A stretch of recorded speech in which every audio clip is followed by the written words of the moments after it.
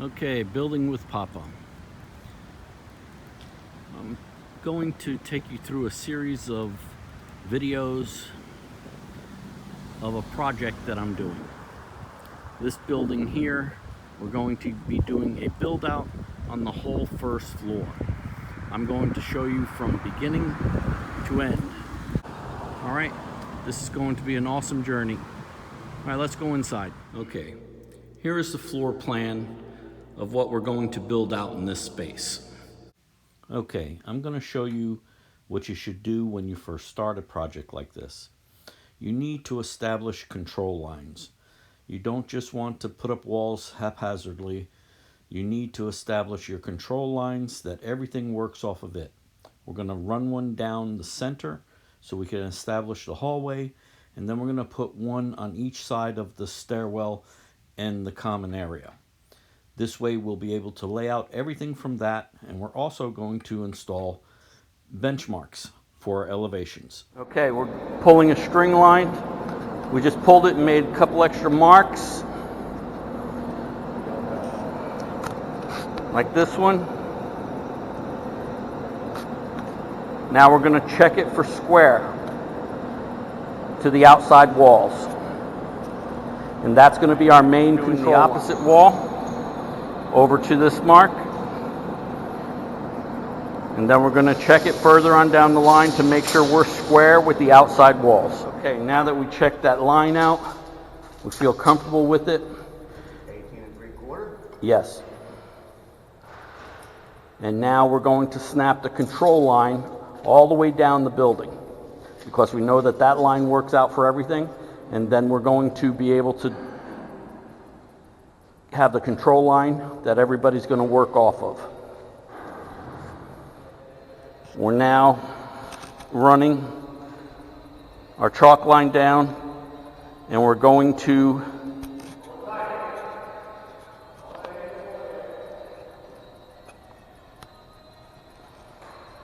start this chalk line. Okay. Now we've run the control line.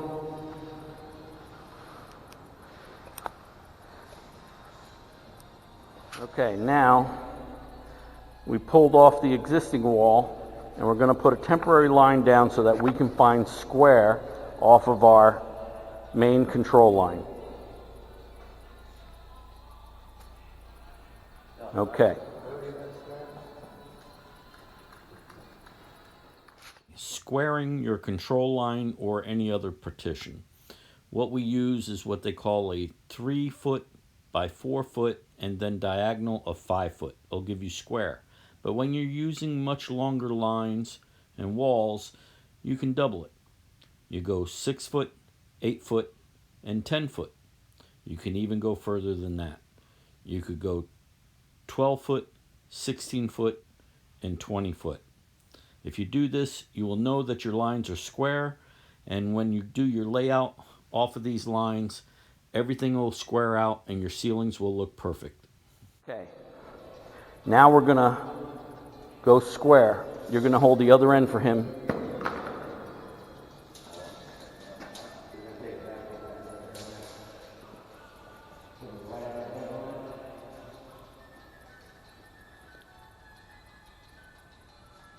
Okay, we're going 6 foot, 8 foot, and then we cross to 10 foot. Bring it to that mark right over there. Very edge.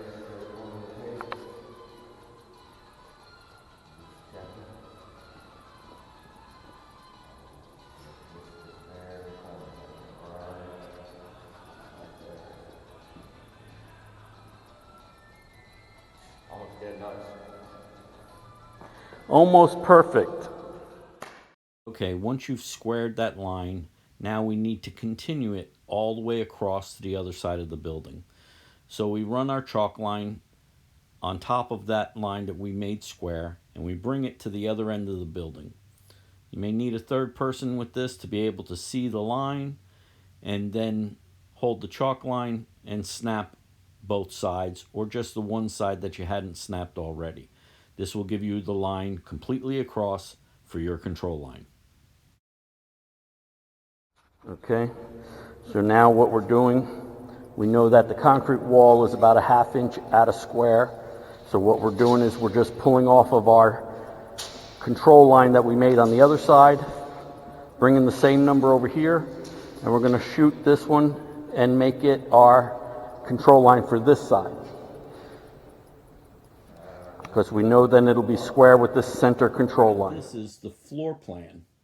The reason why we are putting the control lines down, to be able to locate where all the walls are going to go, but so that they will all line up and be square.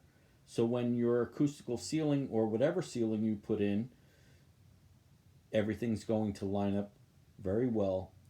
Everything will be square. It will work great for all your finishes.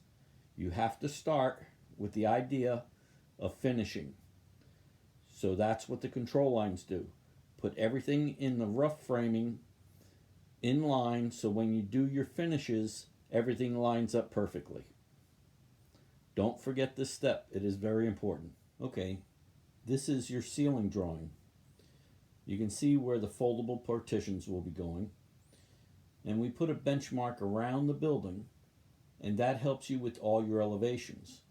Whenever you're trying to put something in the ceiling now before the ceiling is in, we can identify exactly where it is because of the benchmark. It is a very important part of the process before you start putting up walls. Now what we're doing is we're shooting a 48-inch benchmark. We find our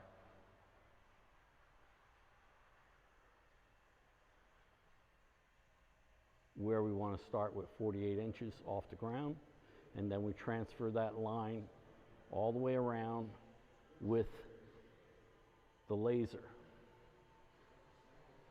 so that we have that line going all the way around. In between this column and this wall, we're going to have a header that's going to stay on a door. Okay, so it's going to be brought all the way down from there, and we're going to be able to use that benchmark to be able to get to the bottom of the soffit and run a string line. Okay, you can see on the walls that we have the 48-inch benchmark all the way around. This column also is going to have a header. So we shot a 48-inch benchmark, then we marked it in pencil, or we snapped a chalk line. Okay, this one here also is going to have a header going all the way across to that column. This will make sure that we're going to be at the right elevation. We're setting all this stuff up ahead of time so that we can do this without having to reset up everything each time we go to do a header or whatever it may be. It's going to give us a benchmark, just like the control lines we did. We got square, and that gives us what we need for the walls. Okay? Okay, these are the control lines we set up. We know what our hallway needed to be, so we pulled off of this column to give us what we were looking for in this space. We were able to pull that wall and run a control line all the way down to the other door. Then once we know that that line is what we're looking for, and how we determined that was, we know these columns, we can't move them, and they're in line with our hallway. So we ran a control line, measured back to the columns, found the column that was most into the hallway, and we used that for our line, and that's how we determined where we were going to go with the hallway. Then we have an intersection that we ran a control line, squared off this control line here, so that when we do the layout, we're able to pull back, and everything that we lay out for these walls gets done off the control lines first, so that everything lines up and is square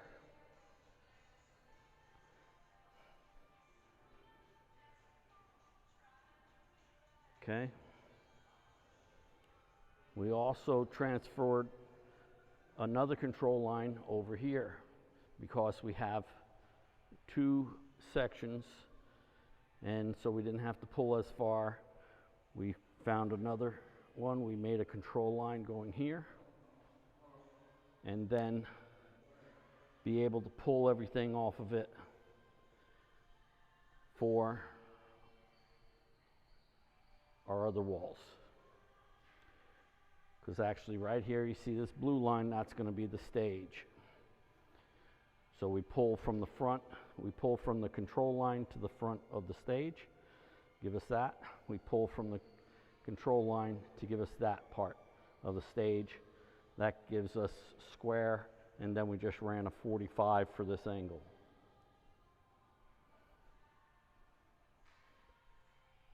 Okay, we've just about completed all the benchmark. Completed all the benchmark now. I hope you enjoyed this video. Stay with us because now we're going to complete the layout, and then we're going to start the metal furring that goes on the exterior walls and the metal framing. I hope you enjoyed this video. If you did, please comment, like, subscribe, and ring that bell. All of this helps. I hope you make it through this journey because I know I will. You're going to enjoy this. You're going to learn a lot of different trades. You'll see a lot of stuff going on from beginning to end. All right, Building with Papa. See you on the next one.